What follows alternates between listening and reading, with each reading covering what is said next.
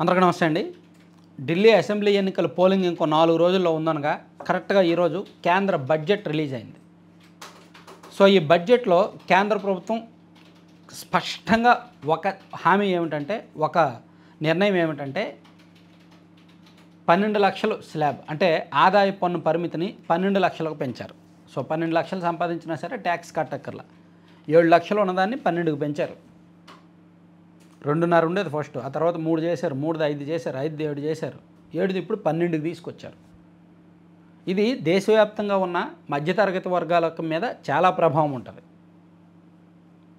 అయితే దీనికి ఢిల్లీ ఎన్నికలకు ఏమైనా సంబంధం ఉందా అని చాలామంది అడుగుతున్నారు, చాలామంది మాట్లాడుకుంటున్నారు.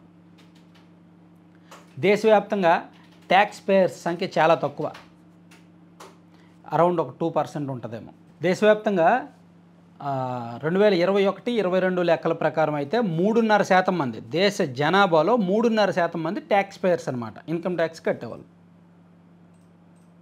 కానీ 2022-23 వచ్చేసరికి ఆ పర్సంటేజ్ తగ్గిపోయింది, 2.2% మంది మాత్రమే కట్టారు.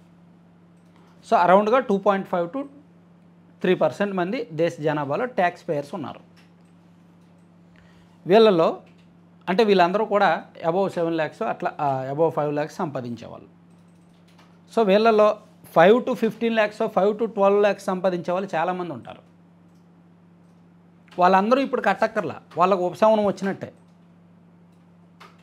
సో ఒక లెక్క ప్రకారం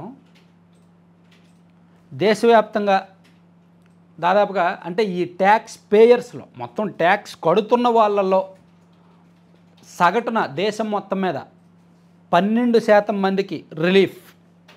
ఏది ఈ 12 లక్షల స్లాబ్ తీసుకురావడం వల్ల దేశం మొత్తం మీద 10 నుంచి 12% మందికి రిలీఫ్, ఇంకా వాళ్ళు ట్యాక్స్ కట్టక్కర్లేదు. కానీ ఢిల్లీలో మాత్రం 31% మందికి రిలీఫ్ అంట. ఎందుకంటే ఢిల్లీలో మిడిల్ క్లాస్ పీపుల్ ఎక్కువ. అక్కడ రకరకాల వ్యాపారాల మీద, వ్యాపార వర్గాలు, మ్యానుఫ్యాక్చరింగ్, చిన్న చిన్న మ్యానుఫ్యాక్చరింగ్ దాని మీద డిపెండ్ అయ్యే వాళ్ళు ఎక్కువ. ఈ ఇతర ప్రాంతాల నుంచి అక్కడికి వెళ్ళి సెటిల్ అయ్యి వ్యాపారాలు చేస్తుంటారు ఎక్కువ మంది. సో అక్కడ యావరేజ్ యాన్యువల్ వాళ్ళు ఎందుకు 12 లక్షలు పెట్టారు బీజేపీ వాళ్ళు, చాలా క్యాలిక్యులేటెడ్గా పెట్టారు. ఢిల్లీ వాళ్ళు గత కొన్ని సంవత్సరాలుగా ఇస్తున్న ఐటీ రిటర్న్స్ పరిశీలిస్తే ఎక్కువగా 8 నుంచి 12 లక్షల మధ్య ఎక్కువ ఇన్కమ్ చూపిస్తున్నారంట.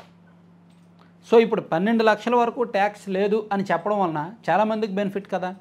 అలా ఢిల్లీ ఓటర్లలో దాదాపుగా 31% మందికి దీనివలన బెనిఫిట్ అనేది ఒక లెక్క. ఇప్పుడు జాతీయ మీడియాల్లో కానీ అక్కడ నుంచి వస్తున్న ఒక లెక్క. మరి ఇది చాలా పెద్ద ఎఫర్ట్ కదా ఎన్నికలకు ముందు. సో ఆల్రెడీ దీని మీద ఢిల్లీ రాజకీయ వర్గాల్లో డిస్కషన్ మొదలైంది. ఇది ఆమ్ ఆద్మీ పార్టీ దీన్ని ఊహించాల. ఇది వాళ్ళు ఇచ్చిన హామీ కాదు. ఇప్పుడు ఎన్నికలకు హామీలంటే వీళ్ళు ఇచ్చిన హామీకి కౌంటర్గా వాళ్ళు మరో హామీ ఇవ్వచ్చు, కానీ ఇది హామీ కాదు, ఇది ఆల్రెడీ అమలు చేసేసినట్టే. జనంలోకి కేంద్ర బడ్జెట్లోనే పెట్టేశారు. సో దేశం మొత్తం వర్తిస్తుంది, అలాగే ఢిల్లీలో కూడా వర్తిస్తుంది. సో అది అంటే అక్కడ మీకు డౌట్ రావచ్చు, ఢిల్లీ ఎలాగా బీజేపీ కేంద్రం ప్రకటించింది కదా, సో ఢిల్లీలోకి బీజేపీ గెలిచినా గెలవకపోయినా ఈ 12 లక్షల స్లాబే ఉంటుంది కదా అని అనుకోవచ్చు. కానీ దానికి కృతజ్ఞతగా బీజేపీకి ఓట్ బ్యాంక్ పెరిగితే అదే వాళ్ళ ఆలోచన.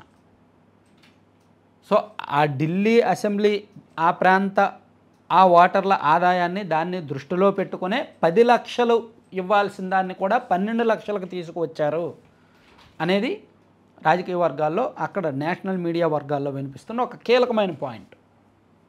సో ఇది ఈ 2-3 రోజుల పాటు విపరీతంగా జనంలోకి వెళ్ళే అవకాశం ఉంది.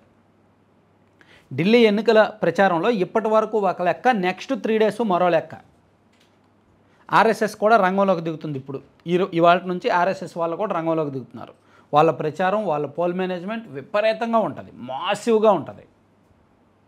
క్రౌడ్ పుల్లింగ్ అలాగే ఉంటుంది, బ్యాక్ అండ్ వర్క్స్ అలాగే ఉంటాయి, బూత్ లెవెల్ వర్క్స్ అలాగే ఉంటాయి. దాదాపుగా 15,000 మందికి పైగా దిగారనమాట.